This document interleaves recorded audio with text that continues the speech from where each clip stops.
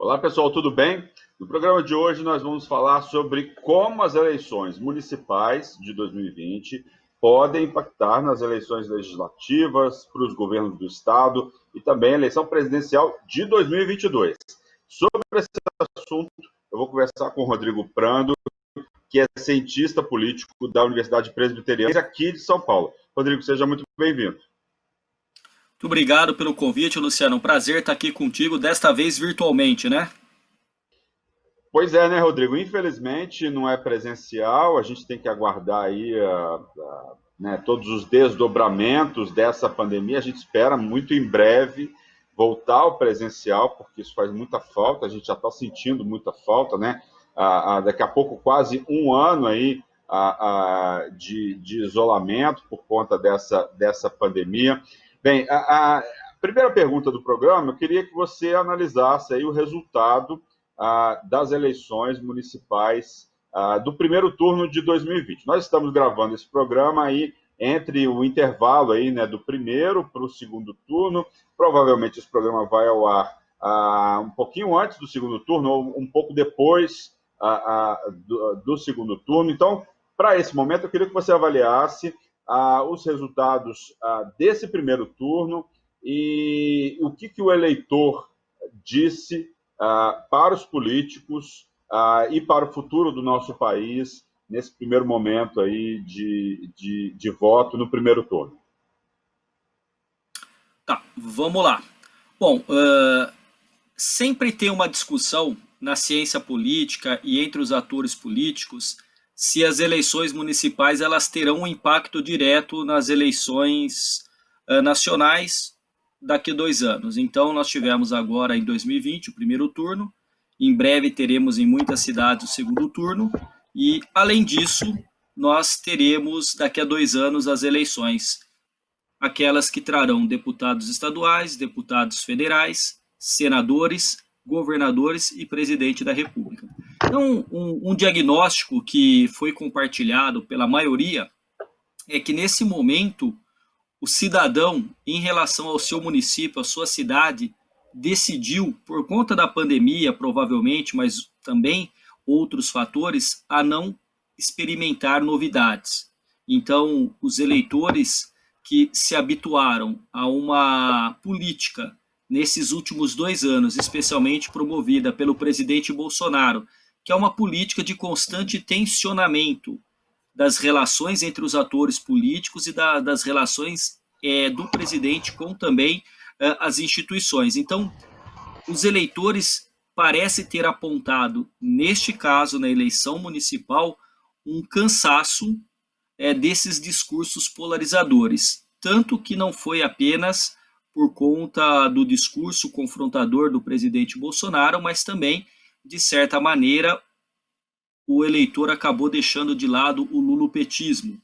Então, assim, os dois discursos que polarizaram em 2018, de um lado o PT com o Lula preso, mas o Haddad concorrendo, e de um lado o Bolsonaro, isso tomou um corpo enorme.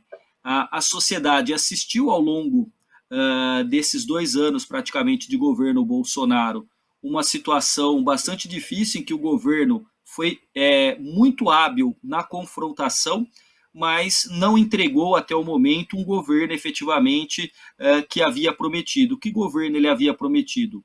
Um governo que fosse muito duro no combate à corrupção, e esta dureza do combate à corrupção era simbolizada na figura do juiz, que depois deixou de ser juiz para ser ministro, Sérgio Moro.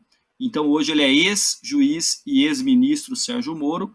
E do outro lado, o liberalismo na figura do Paulo Guedes, simbolizado pelo Paulo Guedes. Então, nenhuma coisa nem outra nesses 2 anos o presidente conseguiu entregar. Então, isso fez com que o eleitor, neste momento de pandemia, tivesse a sua atenção voltada mais àqueles políticos já experimentados, políticos com experiência e políticos que especialmente mostraram perfil de gestores, de administradores, inclusive nesse período de pandemia. Então a gente pode dizer que a tal da nova política, tão falada pelo presidente Bolsonaro, perdeu terreno para a política, não há nova e velha política. Isso é um slogan, é uma tática de você classificar os adversários. Da mesma maneira, que o lulopetismo dividiu o Brasil entre nós e eles. O Bolsonaro criou a divisão entre nova política e velha política. A velha política eram todos os outros que não ele, Bolsonaro, e os seus mais próximos. E a gente sabe que o Bolsonaro tem hoje o apoio do Centrão, que é a ala que representa a tão falada velha política que o presidente quis combater. Então, nesse sentido, em termos gerais, o presidente Bolsonaro saiu menor do que entrou nas eleições municipais, embora sem partido político. Ele saiu do PSL e ele também quis criar um partido que não ficou pronto, Aliança pelo Brasil, mas ele apoiou inúmeros candidatos. E o apoio do presidente não significou transferência de votos, muito pelo contrário, fez com que vários tivessem uma caída enorme. Por fim, o PT melhorou um pouco, mas está longe de recuperar o prestígio que tinha, ganhando prefeituras ou vereadores. E aí, 4 partidos que podem aí ter saído melhores neste momento, o Democratas, o PSDB, o MDB e o PSD. O PP também, o PP teve um bom aumento de 495, acho, para 682 prefeituras, se eu não estou equivocado aqui nos dados. O Democratas também, de 266 para 459, 460 prefeituras. Então, Luciano, o quadro geral é mais ou menos esse, é o eleitor cansado de discursos polarizadores e caminhando-se mais para o centro político, no sentido de buscar um discurso menos confrontador e mais resultado na gestão dos municípios. Você está falando das esquerdas aí, né? Estou avaliando aqui as capitais. A gente tem a possibilidade falando de esquerda, da Manuela, lá em Porto Alegre, né? Ela chegou em segundo, ela estava nas pesquisas em primeiro, ela chegou em segundo, no final da eleição do primeiro turno. E aí tem 2 candidatos que largaram atrás, mas estão 5 à frente das pesquisas, que é a candidata do Recife e o candidato de Vitória, né? Então, existe aí uma perspectiva nesse segundo turno, PCdoB lá com Porto Alegre, aqui é algo incerto, e também Vitória e Recife. Ou seja, as esquerdas aí voltando a ter, você falou que elas estão voltando a ter um espaço, há essa possibilidade aí dessas 3 capitais no segundo turno, né? Isso, você tem toda a razão. Vale ressaltar que um dos grandes projetos do presidente Bolsonaro é a sua atenção e o quanto ele dedica de esforço a eliminar a esquerda, ou pelo menos pensa em eliminar a esquerda do Brasil. Mas até mesmo dialeticamente, Luciano, quanto mais você bate num adversário, mais em evidência você coloca. E o presidente tem um perfil conservador de direita, isso nunca foi escondido, muito pelo contrário, é tornado público a cada ocasião. Só que você tem, então, alguns candidatos que são, por exemplo, o Manuela e o Guilherme Boulos, ambos não são neófitos, porque Manuela foi candidata a vice do Fernando Haddad em 2018 e o próprio Guilherme Boulos, aqui em São Paulo, ele também foi candidato a presidente. Então não são neófitos. Eu não citei o Guilherme Boulos, faltou citar o Guilherme Boulos aqui em São Paulo, principal cidade do país, né? Justamente. Então, assim, a briga aqui em São Paulo, a disputa é boa, há uma tendência, por todas as projeções, da vitória do Bruno Covas. Então, assim, na maioria das vezes, né, Luciano, quem sai na frente no primeiro turno tende a ser confirmado no segundo turno. O percentual daqueles que conseguem virar o jogo, ou seja, sair atrás, ser o segundo colocado no primeiro turno e ganhar no primeiro turno, é em torno de 24% a 25%. Então, a maioria dos que saem na frente são confirmados. Mas o que eu ia dizer é que a esquerda tem se apresentado, e o interessante nessa leitura do cenário é uma esquerda distante, especialmente da figura do Lula. O PT, o Partido dos Trabalhadores, tem uma característica que é exercer política hegemônica. Então, o PT sempre que participa quer ser cabeça de chapa, quer ditar os rumos da aliança, da coalizão, e dessa vez, aqui em São Paulo, o candidato do PT teve o pior resultado do partido, e o Guilherme Boulos desponta aí como uma liderança, até mesmo no plano nacional, como Manuela Dávila, com a questão de que Manuela Dávila, lá em Porto Alegre, tem uma dificuldade maior, né? O Sebastião Melo parece que ainda se coloca melhor do que ela. Você tem toda a razão no Recife, Marília Reis e o Campos, mas aí 2 candidatos, inclusive primos e de esquerda, do PT e PSB, Pois é. em Vitória também essa possibilidade. Diga. Pode falar. Em Vitória com o João Coser, né? O detalhe Isso. é que os dois candidatos, a Marília Reis chegou em segundo no primeiro turno, o João Coser também, que é um político já conhecido lá em Vitória, também chegou em segundo, mas pelas últimas pesquisas que eu estava olhando aqui, Marília Reis, apesar de ter chegado em segundo e o João Coser, ela está na frente em Recife e ele está com uma ampla margem em Isso. Vitória. Então, a gente tem dois candidatos que chegaram em segundo, no segundo turno, Isso. e que estão conseguindo fazer essa virada que você está falando aí. Isso, cabe mais, estatisticamente cabe aí nesses quase 25%, então é possível sem dúvida nenhuma. Não tem aquela história de que segundo turno é uma outra eleição, é a continuidade, mas você tem aí uma coisa interessante, você tem a paridade, aquilo que no direito chama-se de paridade de armas, né? Na verdade vocês têm os dois candidatos com o mesmo tempo e uma possibilidade muito maior de aprofundar o debate. Veja, Luciano, a dificuldade que é montar um debate aqui na cidade de São Paulo no primeiro turno com 14 candidatos, sendo que um abandonou, acabou desistindo da disputa. Agora você tem a possibilidade de um aprofundamento e, claro, o eleitor vai julgar. O que a gente tem sempre que lembrar é que a democracia ela melhora quanto mais ela é exercida. E enquanto ao voto, o voto consciente, o voto ponderado, o voto pensado, ele é interessante e quando você tem mais tempo para estudar e comparar as propostas, você tende a votar um pouco mais consciente, né? Você acaba por direcionar o seu voto e a confiança num candidato que você conhece mais. E claro, a gente tem essas disputas, está tudo aberto. Hoje em dia, da madrugada da sexta-feira para o sábado, do sábado para o domingo, algo que chega aí via WhatsApp, pelas redes sociais, um vídeo que foi tirado de contexto, uma fake news, qualquer coisa, pode viralizar rapidamente e atrapalhar. E isso nem mesmo as pesquisas, né, com toda a metodologia para tentar evitar viés ou erros amostrais, não conseguem captar. A gente espera que tenhamos menos fake news, mas pode acontecer e pode mudar o cenário para um lado ou para o outro. Pois é, aí depois de fazer essa análise, que eu acho importante a gente ter feito ela, você fazer essa análise, né? A gente chega na probabilidade, no tema desse programa, que é o reflexo das eleições municipais para as eleições de 2022. A gente sabe que tem um bom tempo até lá, são 2 anos, e muita coisa pode acontecer. A gente tem aí a pandemia acontecendo, que ainda é algo imprevisível para 2021. A gente achou que a pandemia ia durar 2020, mas ela está se estendendo para 2021, com segunda, a possibilidade de terceira onda.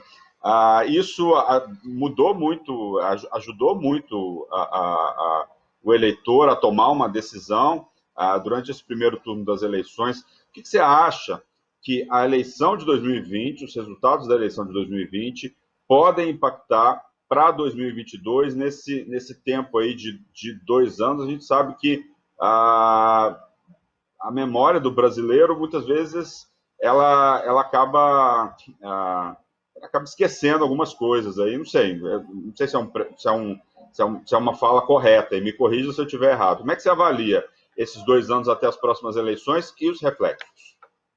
Não é uma questão de estar errado. A questão é que a política brasileira ela é muito personalista, o que significa que a gente costuma se lembrar muito dos cargos para o executivo. Então, assim, fica muito nítido na memória em quem a gente votou para prefeito. Aí, com relação a vereador, a coisa já é um pouco mais complicada. E aí, quando você pensa em deputado estadual, deputado federal, e até mesmo senador, a coisa já muda de figura. Então, falta essa lembrança. O que acontece, né? Você tem duas possibilidades agora para 2022. Então, se nós formos pensar no legislativo, portanto, deputados estaduais e deputados federais, certamente você terá um grande número de candidatos que disputaram as eleições municipais, que tentaram como vereador, que tentaram como prefeito e que foram derrotados nas urnas, de colocarem novamente o seu nome à disposição para tentar se elegerem deputados estaduais, geralmente. Alguns até conseguem dar um salto de uma derrota para prefeito ou vereador para deputado federal, mas é mais difícil, você vai escalonando esse salto. Então, tem esta possibilidade, né? Como serão daqui a 2 anos as eleições, mas ainda fica na memória uma certa lembrança. Tem aquilo que se chama na política de recall, que é a lembrança do nome, né? O recall lembra, o eleitor lembra do nome do candidato. Então tem candidato que compete, porque ele quer manter o nome dele sempre circulando. Agora tem um outro cenário. O outro cenário não é aquele dos que foram derrotados, mas daqueles que ganharam para vereador e para prefeito, e esta máquina partidária, municipal, nas várias regiões, significa muita gente, Luciano, muita gente buscando voto, muita gente trazendo o deputado estadual, o deputado federal para o município, mostrando a ligação historicamente daquele deputado naquela região, naquela cidade. Então, se você está num partido que teve uma melhoria expressiva nas eleições municipais, portanto, um partido que ganhou muitas cadeiras de prefeito e conseguiu fazer um bom número de vereadores, esta máquina toda, estes atores políticos, vereadores e prefeitos, certamente estarão ao seu lado lutando por você e com você, caso você seja candidato a deputado estadual e deputado federal. Então, neste caso, há sim toda uma lógica a partir do poder local e aumentando este poder para o nível do Estado, com os deputados e também com os deputados federais no nível máximo ali da República, que é o governo federal. Então tem sim o impacto, e esse impacto vai ser sentido nos palanques, na discussão. Agora você tem toda a razão, não dá para prever a pandemia, como que vai ser, como nós estaremos, né, em 2021 e até mesmo em 2022, porque a persistência da pandemia implica na diminuição da atividade econômica, então aumenta o desemprego, então isso tudo muda o humor do eleitor muito fortemente. E aí, quem for candidato numa situação de crise econômica, quer queira, quer não, vai ter a sua imagem ligada a esta situação, ainda que seja uma situação adversa vinda de fora. O que vai acontecer? As pessoas vão julgar como aquele candidato esteve, se ele esteve ou não diretamente atuando na pandemia e qual foi o resultado da sua atuação. O que você acha que pode acontecer? Sempre fazendo um exercício de futurologia, eu sei que muita coisa pode mudar. O que você acha que pode acontecer nessas eleições lá de 2022? No cenário presidencial, por exemplo. Tá, a grande questão é entender como que o presidente Bolsonaro vai chegar em 2022. O presidente Bolsonaro, Luciano, ele passou praticamente 2 anos confrontando os atores políticos, aliados, adversários. Ele não teve problema nenhum em defenestrar do governo apoios que foram apoios de primeira hora, que deram o braço, a mão para ele e ele dispensou. Então o presidente, ele tentou no início se desvincular do presidencialismo de coalizão e partiu para aquilo que eu tenho chamado em entrevistas, em artigos, de presidencialismo de confrontação. O presidente Bolsonaro foi muito hábil em confrontar. Com isso, ele manteve uma base de apoio de cerca de 30%. Isso ao longo desses 2 anos. E, de repente, por conta da pandemia, não tão de repente, mas por conta da pandemia, essa base aumentou de apoio. Para além dos 30% daqueles bolsonaristas que parecem seguir com o presidente por onde ele quiser. E por quê? Porque o auxílio emergencial, esses R$600 que chegaram nas mãos daqueles brasileiros, especialmente daqueles que estão em maior vulnerabilidade, em condições difíceis, esse dinheiro que chegou, então esse recurso público, ele acabou dando ao presidente uma melhoria substancial da sua aprovação. Então, só que aí tem um problema. Esses recursos são escassos. Veja, a gente sempre brinca, né, quando está conversando com os alunos, que o cobertor é muito curto. Se você cobrir muito a cabeça, você descobre o pé. Se cobrir o pé, fica com a cabeça de fora. Pode falar. Então, Rodrigo, parece que só a diminuição do recurso, a aprovação do presidente já caiu a uns bons pontos, aí, se eu não me engano, 6 pontos, né? Só com a diminuição do recurso. Pois é, então, só com a diminuição. Se ele for efetivamente extinguido, claro que vai cair ainda mais. Então, o presidente tem que se equilibrar numa promessa de ser um governo liberal com um ministro liberal que não pôde exercer o seu liberalismo, não teve condições, não se articulou, não conseguiu entregar, Ele reclama muito dizendo que o pessoal critica que ele não entrega, mas critica porque não entrega mesmo. Não fez praticamente nada daquilo que havia prometido. Então, o tal posto Ipiranga também está fechado para manutenção faz um bom tempo.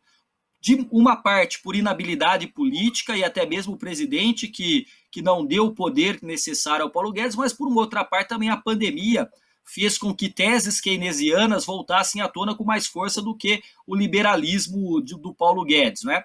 Agora, além disso, Luciano, o presidente tem o apoio do Centrão. Mas o Centrão, que dá apoio ao presidente, esses partidos do Centrão, não são partidos que se identificam por um programa, não se identificam por uma visão republicana daquilo que se espera da democracia do governo. Eles se ligam por ocasião. E eles não são fiéis a ninguém. Até vale lembrar, parte desse centrão que hoje está com o Bolsonaro e lhe dá certa estabilidade eram os mesmos que estiveram com o presidente Dilma às vésperas do processo de impeachment e abandonaram. Então, a grande questão para 2022, primeiro, como que vai estar o cenário econômico brasileiro? Porque isso tem uma importância muito grande na decisão e na escolha do eleitor, e, consequentemente, na aprovação ou desaprovação do governo. E aí, tirando este cenário, a grande questão é aquilo que se perguntou nos últimos dias, nas últimas 2 semanas, é se nós teríamos no Brasil um Joe Biden para conseguir vencer o trumpismo, como o Biden venceu, alguém que pudesse aqui vencer o bolsonarismo. Primeiro que o sistema político é diferente, né? Lá você tem 2 grandes partidos, republicanos e democratas, é muito mais tranquilo nesse sentido. Aqui a gente tem uma fragmentação e a pergunta é, qual seria o nome ou a liderança que no centro político pudesse formar uma frente ampla para tentar derrotar o Bolsonaro? Então, essa é a grande dificuldade. Então, para 2022, primeiro, como é que vai estar a popularidade do presidente? Como é que estarão os apoios? A gente sabe que nas eleições municipais ele não teve bons resultados, ele saiu menor do que entrou, ainda que tenha entrado de meio corpo, saiu diminuído. Temos que ver qual vai ser a dinâmica das relações com o Centrão, as várias investigações que pairam sobre os seus 2 filhos e como ele vai reagir a isso. A gente viu que teve uma terça-feira em que o presidente acabou dando declarações chamando os brasileiros de maricas, afirmou que acabando a saliva, portanto a negociação e o diálogo, sobraria pólvora, tentando com isso se mostrar forte com relação aos Estados Unidos ou a possíveis sanções que o governo Joe Biden coloque por conta da catástrofe que tem sido a administração do meio ambiente. Então, assim, essas várias questões serão todas lembradas. Tudo isso, Luciano, que o presidente falou, que o presidente fez ao longo desses 2 anos está gravado, está guardado. Isso vai ser será trazido à tona nas eleições. Então, só que não adianta nada, porque com tudo isso ele mantém 30%. A grande questão é se os outros 70% se reuniriam num nome e esse nome fosse capaz de enfrentar o presidente Bolsonaro numa frente ampla. Até o momento, parece que esse nome não surgiu. Existem conversas, a gente sabe, entre Luciano Huck, Sérgio Moro, João Dória, esses 3 principalmente se articulam aí para estarem competitivos em 2022. E aí vale lembrar que a grande questão da pandemia não é o fato de termos entrado nela, porque nós entramos e já estamos, mas como sairemos? E uma das saídas da pandemia significa uma vacina eficaz, uma vacina eficiente. E aí, nesse sentido, você tem em São Paulo o governador João Dória, que se conseguir colocar à disposição do paulista, do paulistano e do brasileiro uma vacina em parceria com a China que possa imunizar, ele ganha capital político e musculatura que pode colocá-lo numa condição de que os outros estejam junto com ele e ele liderando numa possível disputa com Bolsonaro em 2022. E as esquerdas, Rodrigo, né? Tradicionalmente você tem aí um candidato de direita e de esquerda no segundo turno das eleições. Foi isso, inclusive, em 2018, com o Haddad, né, contra o Bolsonaro. Esquerdas conseguem se juntar até 2022 para terem um candidato aí, ter uma unicidade, vamos dizer assim?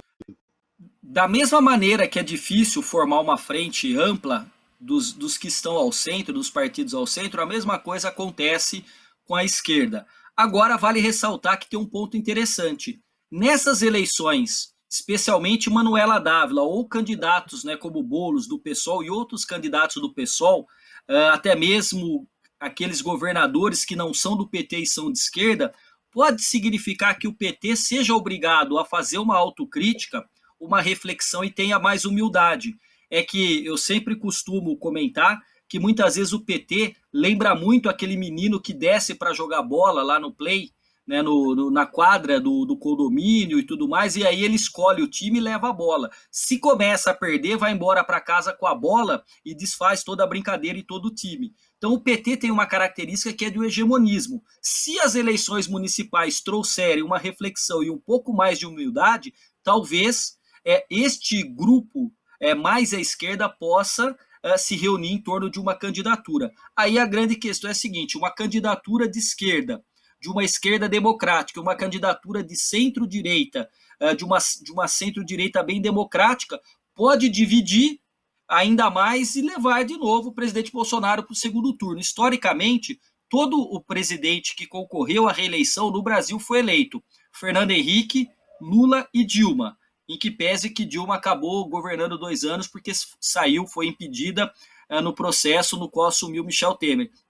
Então é uma vantagem enorme para o presidente Bolsonaro. A grande questão é a esquerda ou este grupo de democratas, liberais, centro-direita, centro-esquerda, eles vão se alinhar ou eles vão se fragmentar? A depender disso, o cenário muda, né? Tá certo.